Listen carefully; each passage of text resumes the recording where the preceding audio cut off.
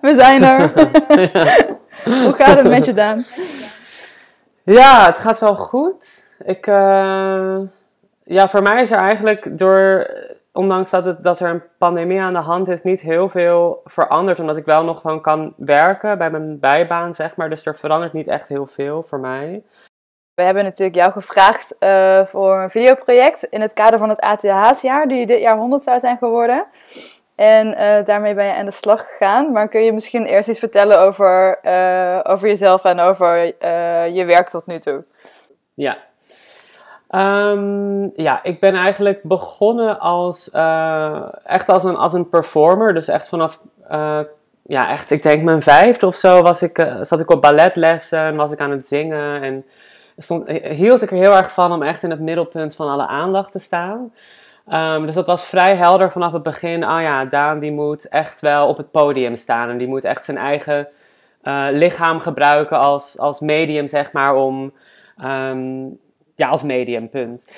En na ballet, ik zat op een soort van vooropleiding, nog voor de middelbare school, voor een soort van balletachtig iets. En toen vroegen ze aan mij van, ja, we willen jou heel graag op deze balletschool hebben. Wil jij dat ook?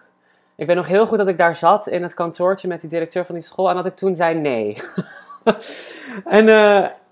En toen zei ik van nee, ik wil eigenlijk heel graag toch meer acteren en zingen in plaats van dansen. En toen ben ik naar een soort van toneelvereniging gegaan, naast de basisschool en naast de middelbare school. Waar ik eigenlijk heel erg veel danslessen kreeg en heel veel zanglessen en heel veel toneellessen. En dat is eigenlijk nog altijd, ook al ben ik nu wel helemaal veranderd van media, dus mijn hele artistieke praktijk ziet er heel anders uit, maar dat ligt eigenlijk echt nog altijd aan de basis van wat ik doe, merk ik steeds meer. Want na de middelbare school was ik naar het conservatorium gegaan in Rotterdam, waar ik zang studeerde. En dat was echt puur en alleen zang. En ik kreeg ook wel spellessen daar en danslessen, maar mijn hoofdvak was echt zang. En één heel interessant vak daar vond ik, dat heette integratie. En dat ging echt over, oké, je hebt dus een zangtechniek. Je hebt kennis over bepaalde muziektheorie.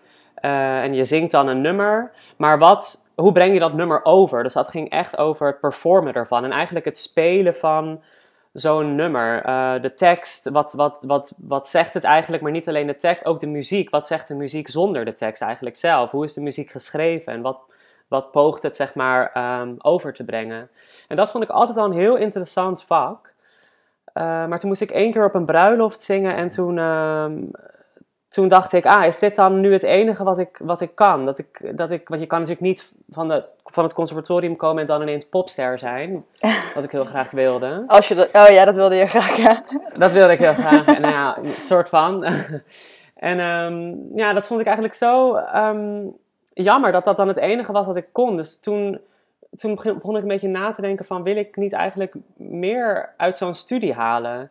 En eigenlijk mijn netwerk een beetje uitbreiden. En eigenlijk veel meer experimenteren op andere vlakken ook. En toen ben ik gestopt bij het conservatorium. En want ik werd aangenomen bij de toneelacademie in Maastricht. En toen ben ik daar de performanceopleiding gaan doen. Want je hebt daar de regieopleiding, de vormgevingopleiding, de acteursopleiding en de performersopleiding.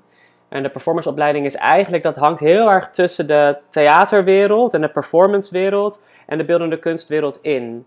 Omdat een performance, dat bestaat in het theater, maar dat bestaat ook in de beeldende kunstwereld, in een soort museale context. En nou, ik merkte eigenlijk al vanaf het begin, zodra ik door mijn docent, wat later ook mijn mentor werd, Peter Mizotte, werd ik heel erg geïntroduceerd tot de beeldende kunstwereld. Wat is dat woord? Geïntroduceerd in de beeldende kunstwereld. En dat vanaf toen, dat boeide mij eigenlijk zo erg, omdat er daar je kon eigenlijk als toeschouwer kun je in- en uitlopen. Er zit geen begin en einde aan verbonden. Dus het is eigenlijk net als in een museum dat je naar een schilderij kijkt. Je bepaalt zelf hoe lang je daar naar kijkt.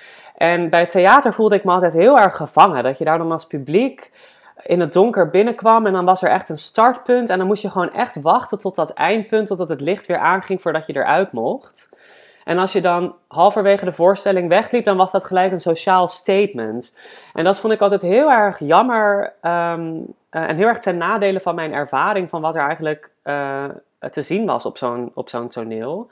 En daarom neigde ik eigenlijk veel meer naar de beeldende kunstwereld, ook omdat het gegeven van een white cube mij heel erg interesseert. Dus je kan eigenlijk bij wijze van spreken, als je een functionerende McDonald's ergens langs de weg ziet staan, dan denk je daar eigenlijk niet echt 2 keer over na. Maar zet zo'nzelfde functionerende McDonald's in een white cube en het is gewoon ineens echt een heel interessante plek. Nu is natuurlijk niet alles wat je daar plaatst, wordt dan automatisch kunst, of wel. Ja, dat is dan een discussie.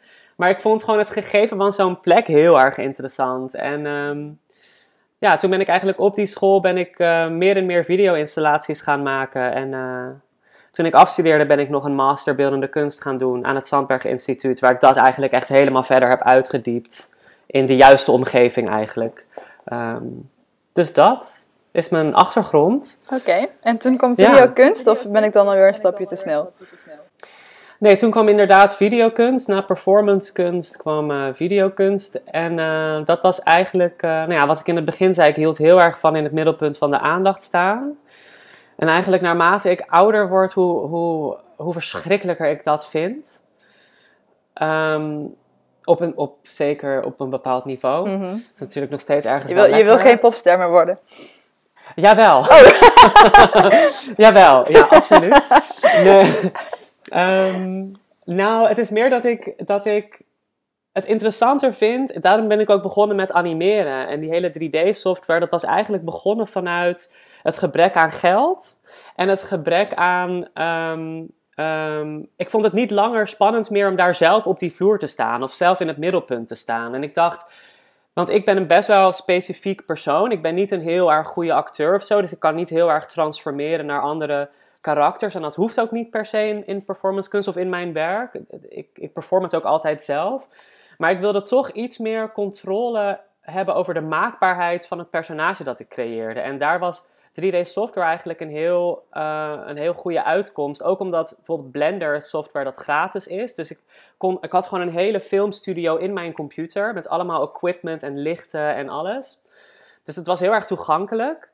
En dat ben ik toen echt gaan leren, beetje bij beetje. En zo heb ik toen eigenlijk mijn performances heb ik eigenlijk gedigitaliseerd tot videokunst. Dus soms zeg ik ook wel dat het eigenlijk digitale performances zijn, maar dat vind ik een beetje een pretentieuze benaming. Het is gewoon een video, het is gewoon videokunst. Maar eigenlijk, je merkt heel erg in mijn werk, de achtergrond die ik heb, die komt daar heel erg in terug. En het is heel erg een manier van werken, ook in het creatieve proces, die heel erg overeenkomt met hoe je een performance zou maken. Of hoe je muzieknotatie instudeert of dergelijke. Ja, dus eigenlijk komt alles daarin samen. Ja, precies. Terwijl ik heb altijd gezegd, nee, ik ben en een zanger en een performer en een videokunstenaar. Maar, dus ik zei altijd, ik ben multidisciplinair kunstenaar, niet interdisciplinair kunstenaar. Maar dat is eigenlijk, nu begin ik steeds meer in te zien, dat kan helemaal niet. Alles is helemaal verwoven met elkaar. En het is wel degelijk interdisciplinair, ja.